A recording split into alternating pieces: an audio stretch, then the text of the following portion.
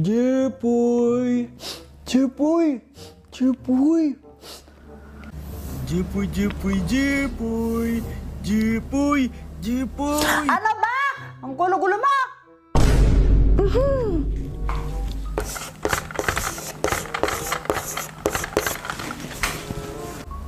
Oy! Okay, class. When we say noun, it is a name of a person, animal, things, events, and places. Okay. Naiintindihan ba? Okay, now give me an example of a name of a person. Kuya Jepoy! Very good, Joanna. Jepoy is a name of a person. Hindi po, ma'am. Si Kuya Jepoy po. Late po siya, oh.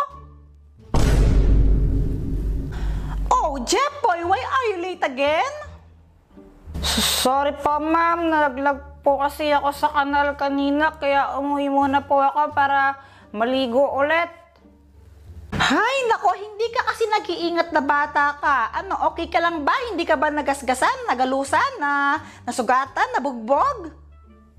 Hindi naman po. Nangamoy kanal lang po talaga ako kanina. Jepoy, ang baho mo! Ay, naligo ulit ako na, Boyet. Huwag kang papansin dyan. Ay, nako, okay lang yan. Ang importante, hindi ka nasaktan. Okay, you may take your seat. Basta next time, be careful, ha? Apa! Okay, now, give me an example of a name of an animal. Jepoy! Hoy!